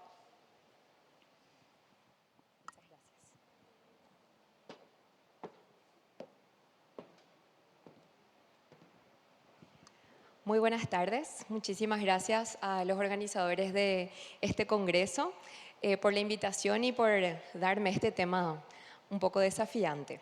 Creo que nadie quiere envejecer, pero mirando un poquitito a los que están por delante de nosotros, yo digo, es una bendición también poder envejecer. Así que, bueno, vamos a aventurarnos a ver un poco qué nos dice la endocrinología en esto. ¿Y por qué es importante hablar del envejecimiento hoy? Siempre, ¿verdad? Pero hoy que estamos hablando de esto, algo que tal vez hace no tantos años, tal vez hace 15 o hace 20 años, tenía otro significado hablar del paciente mayor en el consultorio. Hoy estamos cada vez más con un paciente que tal vez lo estamos siguiendo ya desde hace 15 años y creció con nosotros y hoy ya está en una edad que decimos que ya está en la tercera edad, ¿verdad? Y es el tema de que con la mayor expectativa de vida, el paciente que tiene 70 años a veces trabaja, está activo, está cuidando a sus nietos, todavía gozando de todas sus actividades y quiere gozar de una buena salud y de una buena condición de vida. En el 2015, más o menos la proporción de pacientes mayores de 65 años se consideraba que era 1 de cada 11 adultos. Se prevé que para el año 2050 este número será 1 de cada 6. O sea que tenemos que estar preparados para tenerle a nuestros pacientes mayores de la mejor manera posible. ¿Y qué es el envejecimiento? Se trata de simplemente el paso a través del tiempo, ¿verdad? Con una persona que está con una buena salud, con el paso del tiempo, ¿se considera que el envejecimiento es una enfermedad o es algo que no tenemos que tratar porque no es una enfermedad? Porque si hablamos de que el envejecimiento es una patología, todos tenemos que tratarnos al pasar cierta edad, ¿verdad? Y ese es un poquitito el punto que nos abre un poco la presión del paciente que no quiere envejecer y quiere ser eternamente joven. ¿Y qué le podemos brindar? En primer lugar, el mensaje de que el envejecimiento es un proceso natural, es el descenso paulatino de la vitalidad que se inicia ya desde el inicio de la edad adulta en adelante. Es un proceso que es la relación, digamos, matemática entre el desgaste orgánico, que es continuo, y la autorreparación o la regeneración de los tejidos. Este proceso lastimosamente es siempre positivo, es decir, siempre gana el desgaste versus la reparación y es también irreversible. Este proceso es heterogéneo entre las especies, es decir, especies de animales y el humano no envejecen en la misma velocidad o con la misma característica. También es heterogéneo dentro de la misma especie, por eso vemos que hay personas que envejecen aparentemente sin ningún tipo de apuro y otras que de repente un poco más rápido, y es heterogéneo incluso dentro del mismo organismo. Es decir, puede que la piel tenga una tasa de envejecimiento distinta al hígado, distinta al corazón y así sucesivamente. Es un proceso que no retrocede, no se detiene, por lo tanto el rejuvenecimiento, que es lo que de repente queremos, no es posible. Entonces, digamos que el proceso que hace que esto ocurra se da por la suma de estos factores que serían, ahí, no lo logro, ahí. Sería la depleción de las reservas, que son luego limitadas desde el inicio. Los procesos se hacen más lentos y la reparación celular y tisular es incompleta. Esto va dando, digamos, una acumulación de características en el organismo que lo que nos da es que la resiliencia o la capacidad de superar el evento es cada vez más disminuida o se ve un poquito desgastada, ya no es perfecta con el avance del tiempo, es un paciente o es una persona con menos o más robustez y con menor capacidad adaptativa a los eventos, digamos, agudos que puedan ocurrir.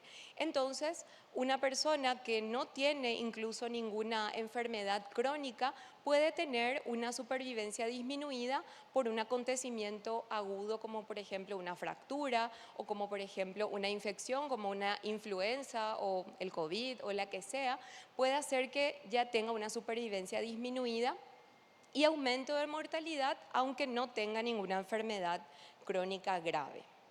Ahora, dije que iba a poner este slide al final, pero la verdad es que finalmente le puse al inicio mismo de lo que voy a hablar, que son las hormonas en la vejez. Y es que en lo que es endocrinología, la verdad que muchas veces nos vemos frente a esta frase de que es un valor normal, pero que es anormal para esta situación. Y eso también ocurre dentro de lo que es el envejecimiento. Es decir, un valor hormonal que puede estar disminuido para el parámetro de laboratorio o en comparación a un adulto joven puede ser normal para una edad ya mayor. Entonces, que niveles hormonales como el estrógeno o la testosterona estén disminuidos a los 70 o 80 años es normal, en cambio no lo es así si la paciente o la persona tiene 30 años. Y esto no necesariamente refleja desviaciones patológicas, es decir, el paciente no está enfermo, es su normal, ¿sí? Y por ende, aplicar o tratar de normalizar estos valores hormonales para que estén dentro del rango normal puede ser incluso perjudicial.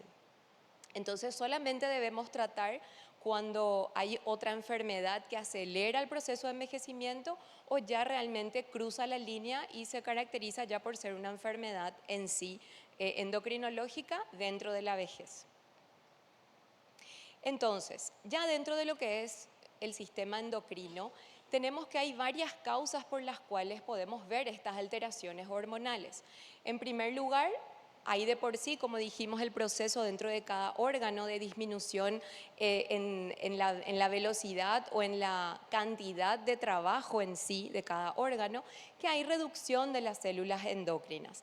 Puede ser también que haya disminución en la secreción o que haya disminución en la concentración de las proteínas que transportan estas hormonas en el organismo.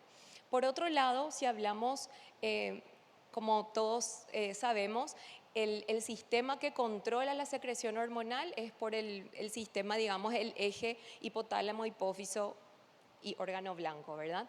Entonces, este feedback negativo, que es el que ordena, o los pulsos y amplitud de secreción que viene estimulada ya desde la hipófisis, se puede también ver alterada con el proceso de envejecimiento. Y por otro lado también puede haber cambios en los receptores. Digamos que los receptores pueden volverse insensibles con el tiempo.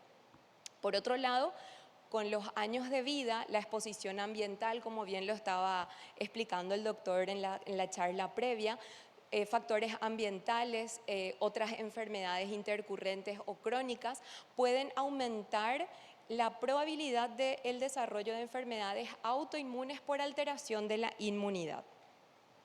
Entonces, con todo esto vienen muchos cambios en nuestro organismo.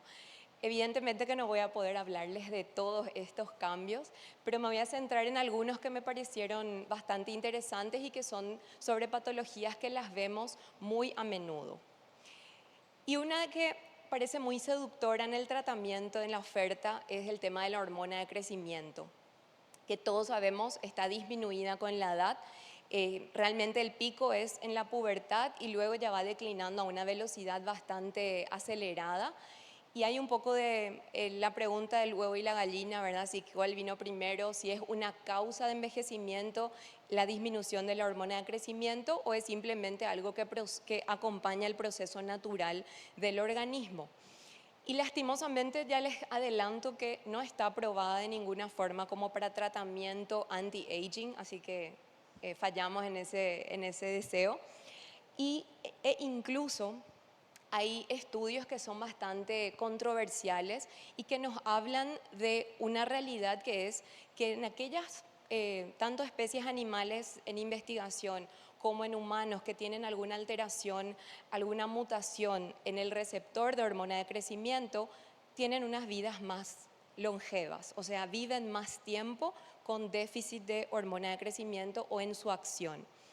Y esto nos lleva a pensar que realmente, en diferentes otros estudios se vio, por ejemplo, protección contra el cáncer y otras enfermedades crónicas como la aterosclerosis. Es decir, que la exposición prolongada a la hormona de crecimiento tiene realmente efectos deleterios para la salud y es por lo que aún no se puede pensar en esa como una opción terapéutica contra el envejecimiento.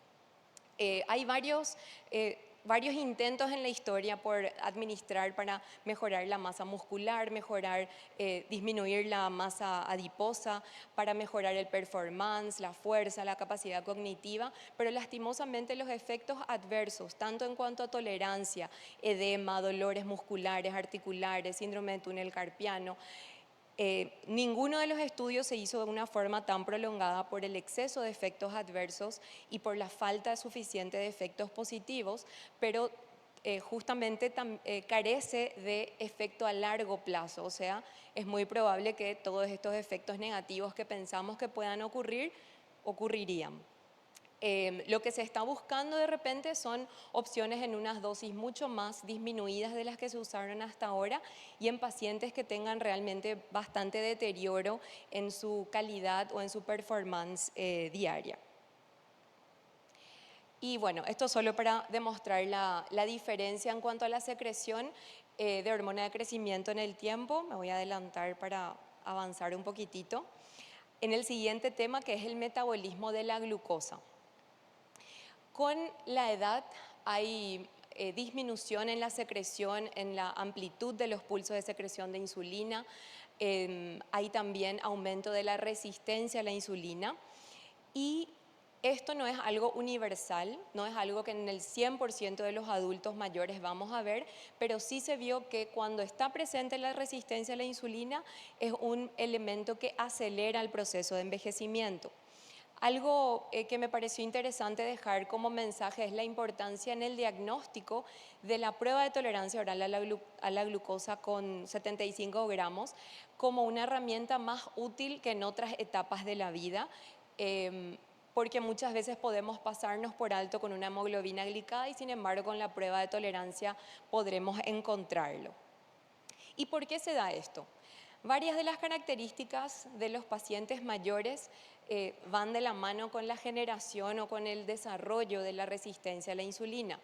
La sarcopenia, la inflamación crónica, la disminución de la masa muscular, el aumento del tejido adiposo y las alteraciones del estilo de vida con disminución de la actividad física principalmente, sumado con la alteración, como dijimos, el proceso de envejecimiento celular dentro del páncreas que favorecen la disminución en la secreción de insulina. Entonces todo esto da como un resultado final la alteración de la glucemia en ayunas, que podemos ver que incluso puede tener un aumento de 1 miligramo por decilitro por década. Y este es un trabajo de seguimiento por muchos años a personas que eran sanas sin ningún tratamiento con antidiabéticos y cómo la proporción de personas libres de alteración de la glucemia es esto, ¿verdad? Toda esta es la tasa, va disminuyendo con el tiempo a lo largo de los años.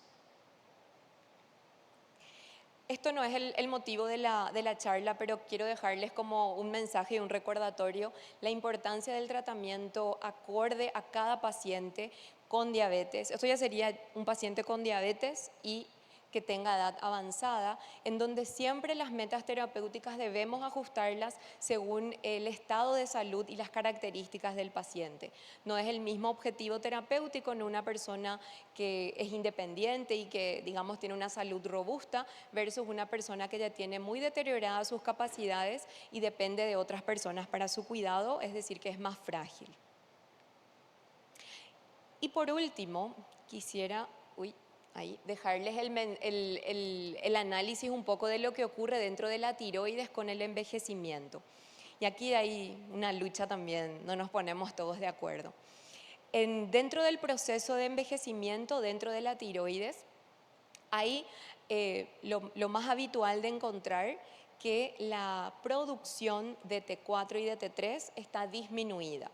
Pero también la vida media de la T4 aumenta, es decir, en general hablamos de 7 días de vida media, en cambio esto se prolonga incluso a 9 o 10 días en la edad avanzada, y la TSH también aumenta, incluso en ausencia de una patología tiroidea. Y ahí podemos decir, es por alteración de otras enfermedades crónicas, es por una inflamación de bajo grado crónico, o qué es lo que está ocurriendo. ¿Y cuál es el valor que vamos a tomar como punto de corte? ¿Es hipotiroidismo más de 4, más de 7, más de 10? ¿O cuál va a ser el punto de corte para la tercera o para la edad avanzada? Y ahí hay muchísimo debate y muchos estudios que hablan sobre esto. Y la conclusión sobre el por qué ocurre este aumento de este desplazamiento, digamos, de los valores normales con la edad, es que realmente hay aparentemente una actividad del eje hipotálamo-hipófiso tiroideo disminuido y que realmente tiene un efecto similar al de la hormona de crecimiento, es decir, que tiene un efecto aparentemente protector. Y es así como vemos que, por ejemplo, el riesgo de infarto, riesgo de enfermedad cardiovascular, de arteriosclerosis, se ve con niveles de TSH elevadas, por ejemplo, en un grado de hipotiroidismo subclínico, es decir, menos de 10 en personas menores de 80 años y sin embargo ya no consiste un riesgo en aquellos de más de 80 años.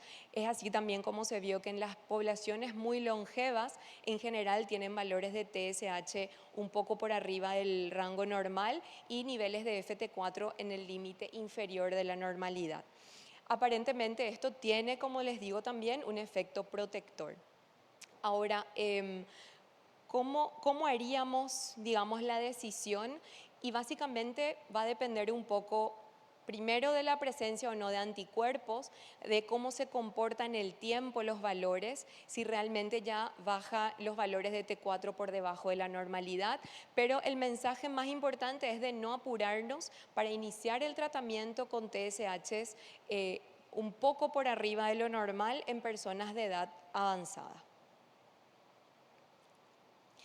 Entonces, como para ir terminando, ¿en qué quedamos con todo esto? Y la verdad es que sabemos que con el tiempo ocurren varios cambios en lo que son dentro del sistema endocrino, tanto por alteración de la secreción hormonal como en el feedback, que los niveles hormonales deben ser ajustados a la edad para que nosotros interpretemos y decidamos tratar o no al paciente, que es importante entender que no por detener el proceso de envejecimiento podemos administrar hormonas, que ahora lastimosamente vemos mucho que para tener un mejor nivel de energía se comienzan a administrar hormonas que no están de ninguna forma indicadas como para el tratamiento del envejecimiento, que también la interpretación de estos valores en el resultado del laboratorio dependen si tiene o no otras enfermedades. Y tenemos que saber, ¿verdad?, siempre identificar justamente todo lo que digamos rodea al paciente, porque no es lo mismo un paciente que tiene obesidad, que tiene diabetes, que un paciente que tiene un peso óptimo, y también depende de otras medicaciones que esté tomando a la hora de interpretar los valores que encontramos. Y que muchas de estos cambios que ocurren en el tiempo tenemos que recordar que pueden ser adaptaciones que realmente son protectoras para el organismo, porque la exposición prolongada a algunas hormonas puede ser negativo para la salud. Entonces, finalmente, ¿qué podemos hacer para enlentecer o evitar el envejecimiento? No podemos hacer nada para evitar el envejecimiento, pero la intervención que podemos hacer nosotros como médicos siguen siendo las de un estilo de vida saludable para lograr un envejecimiento saludable, con nutrición, ejercicio, peso adecuado, el cese del consumo exagerado de alcohol, de tabaco, un sueño realmente reparador, bienestar emocional y también el manejo del estrés. ¿Qué se considera un envejecimiento saludable? Fomentar y mantener la capacidad funcional en la vejez, y esta capacidad funcional es el atributo que tiene cada persona de ser y hacer lo que considera importante en la vejez, ya sea mantenerse activa laboralmente, ir al gimnasio y hacer actividad física, enseñarle a la bisnieta cómo se cocina, o ir a pasear por el Parque de la Salud. Son todas actividades que finalmente nos llevan a llevar, digamos, nos ayudan a llegar a un envejecimiento saludable, y si tenemos suerte y llegamos, vamos a ser también así, ¿verdad? Ahí está toda mi generación. Y eso es todo. Muchas gracias. Invitamos a todos los disertantes a pasar a la tarima para nuestra ronda de preguntas, así como también al auditorio. Si tienen alguna pregunta, algo para debatir, está aquí la doctora Medina y el doctor Mercado para iniciar la ronda de preguntas. Tenemos unos minutos. Que se sienten primero.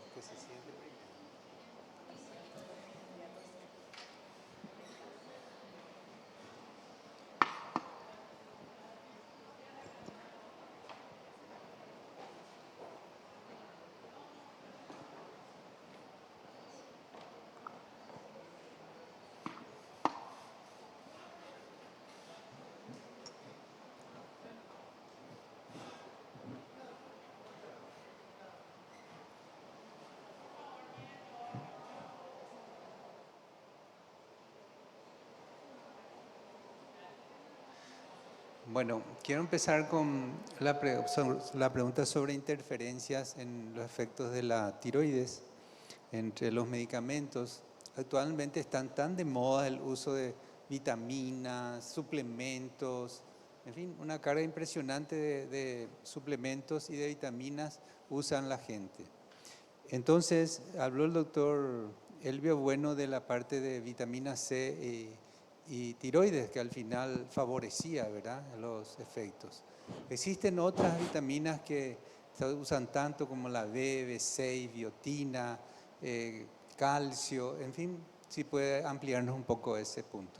Sí, en general las multivitaminas tienen algún componente férrico y de calcio, entonces eso podría contribuir a la inhibición de la absorción de T4. O sea, la recomendación que le hacemos, pese a que no existe un trabajo así de investigación taxativo sobre el uso de multivitaminas y la inhibición de la absorción, por una cuestión de sentido común, en general le postergamos la ingesta de la T4 4 horas. No es que estén contraindicadas, simplemente que deben postergar 4 horas en relación a la ingesta de T4. Las multivitaminas, seguro el calcio, porque sobre eso hay trabajos de investigación, sobre el hierro también, ¿verdad? Claramente son inhibidores de la absorción, entonces eso se evita. Y los antiácidos no absorbibles, como el sucralfato y los que tienen productos de aluminio. Yo tenía la idea de que también el omeprazol se debía hacer una diferencia, pero el tema del omeprazol es que dura 24 horas en su acción. Entonces lo que hay que decir es que si está indicado utilizar inhibidor de la bomba de protones, pues bueno, hay que controlar el perfil tiroideo y modificar la dosis, punto, ¿verdad? En cuanto... Sin alterar el horario, digamos. O sea, no tiene mucho sentido alterarle 4 horas más o 4 horas menos porque dura 24 horas. Claro. O sea, la alteración del pH gástrico es 24 horas, ¿verdad? Y con respecto al dexlansoprazol que vino con todos bombos y platillos, que no interfiere ni con las medicaciones ni tampoco con los alimentos. Y no tenemos tanta prueba, doctor, sobre eso, en realidad. No tengo trabajo de investigación para responderle exactamente ese punto. Yo voy a hacer una pregunta al doctor Antonio Mariño. Voy a tratar de hacer en el português brasileiro. Minha pergunta vai pelo estudo que vocês fizeram com o uso da vitamina D em alta doses. Você falou que é de 500 mil unidades, mas vocês davam essas 500 mil unidades cada 3 meses ou era mensual por 3 meses? Não, o estudo foi em cuidados intensivos, doentes COVID-19, que entraron en cuidados intensivos, que han hecho controlado 4 tipos de dosis.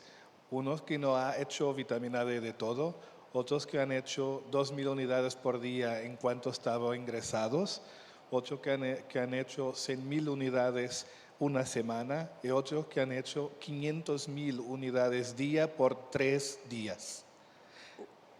Es solo este grupo de los 3 días en alta dosis que ha tenido una reducción de mortalidad en las análisis multivariadas.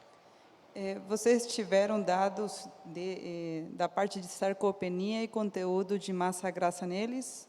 Não. Nós fizemos apenas análise de marcadores inflamatórios, nomeadamente um marcador de ativação do macrófago e uma citoquina produzida pelo macrófago, que é o LL37, que está associado a uma maior clearance viral, que aumenta de forma significativa, e fizemos as avaliações dos cuidados intensivos, os scores SOF, APAS e da mortalidade intra-hospitalar e extra-hospitalar. Não fizemos avaliações metabólicas do estado metabólico do doente do ponto de vista adiposo ou do ponto de vista de força muscular. Isso indiretamente foi medido pelos dias de ventilação invasiva, que também foi inferior nesse grupo. Tiveram menos dias ventilados. Gracias. Aclaro nomás al auditorio que le pregunté si hubo diferencia entre los grupos donde hubo reducción de mortalidad, con respecto al cantidad de tejido graso y tejido magro, porque la vitamina D suele tener una acumulación en el tejido graso, ¿sí? ¿Alguna otra pregunta del auditorio?